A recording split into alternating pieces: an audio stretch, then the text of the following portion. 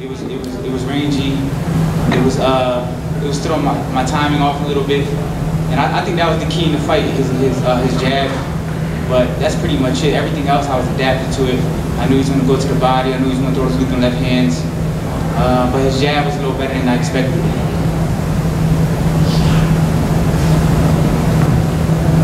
All right, thank you, David. If we have any other questions, oh, here we go. Mark Wicker, we'll go ahead and unmute yourself and please ask your question. Danny, you fought Porter, Thurman, and now Spence. What separates Spence from the other two guys? You know, I feel like they're all kind of on the same level. He just, I think he has a better jab and he's stronger than all three of them. Physically stronger than all three of them. But I feel like they all have different type of strengths.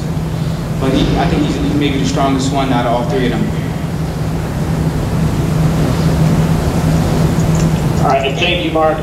We'll take our next question from Ben Baby. Then you can unmute yourself and ask your question.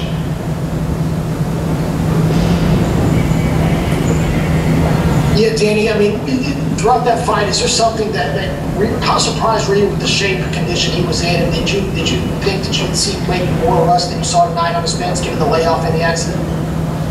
You know, he was in shape. I was in good shape. But like I said before, I think we were both in great shape. I just feel like the key to the fight was his jab. You know, you take his jab away. If I would have took his jab a little bit more, I feel like I would have been more successful. And that was pretty it. That's pretty much it. I think that was the key to the fight, his jab.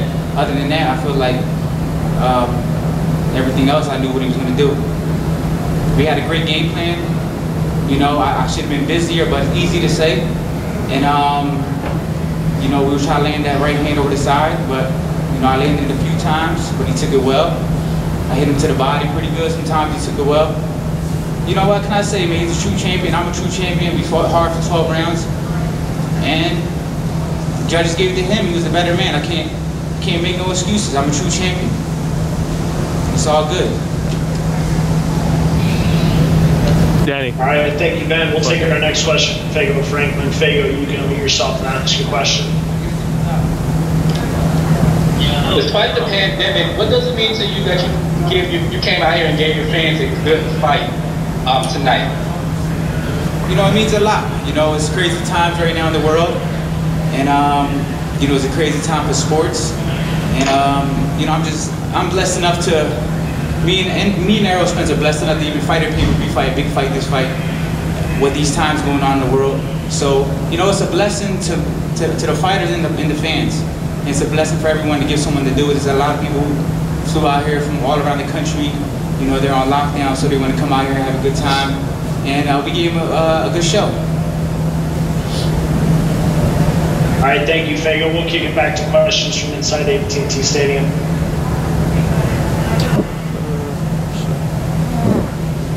This question's both Danny and Angel. First off, Angel, what did you make overall of how the fight unfolded, and what do you think was the key for Errol to get the decision in terms of adjustments you guys couldn't make in there? Well, it was up to Danny. He had to let his hands go. You know, you can't force. You can tell them what to do. Doesn't mean they're going to do it. You can have a plan. No mean to. I mean, Danny should have got busy. We learned, like I said before, that was the pass he brought back. That was happening in the other fight. He wasn't busy. That's the only thing he did. He took the balls. He took the shots well. He dipped and slipped, but he didn't counter. If he would have did a little more countering when he was dipping and slipping, that was the game plan. He took shots well. You know, he gave him back. He hurt. One time I thought he hurt Spence a little bit. In one round, he didn't drop him, but you know, he hurt. I seen him bump a little. But then he let him get back into the fight. And then Spence was stealing the rounds too. He would get busy at like a minute into the fight. And you know, there a minute left on the fight, on the rounds. What he could have did better was that, get busy. Because it's all about punching, man. It's about landing. It's not about looking pretty, slipping and dipping. You got to counter them. You can't slip and dip, no counter. The judges don't give you points for it. You win round by landing. You have to land punching. And that's what Danny did tonight. He didn't land up. If he would have did what he did in the 12, the last round, the last couple seconds of the last round, that was the fight he was supposed to give him. You see how he held up, he was strong, right? He just didn't. just let his hands go. Danny, what was so tricky about Errol's jab? He has good reach. He has good reach. It's a strong jab, and it has good timing, and he knows when to throw it. He knows when to step to you. So I think that was the key to the fight, to be honest. He had a good jab. He used it well. I was trying to get around it to land some body shots, try to use my own jab. And he was getting around it. Yeah, he just had a counter. You did well. He hit you with jabs like that. No, I'm just saying. You making it seem like he killed you with a jab. No, I'm just saying that was the key. He didn't kill you with the jab. You just didn't counter the jab. You seen everything. You seen everything. That's what I'm saying. Danny. Next question. Just go.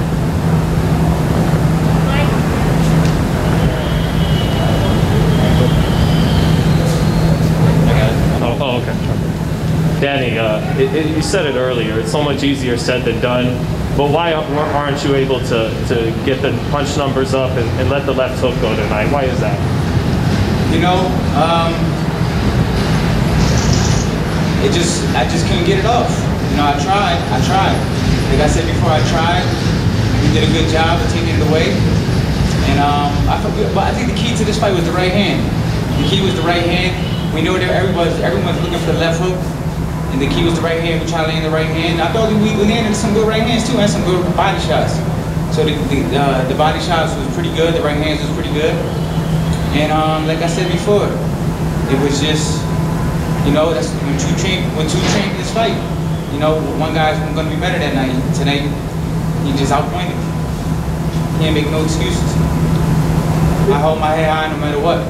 I'm proud of myself. I came a long way, and I will be back. So it's nothing really to cry about. It's nothing to be sad about. You know, I fought a champion.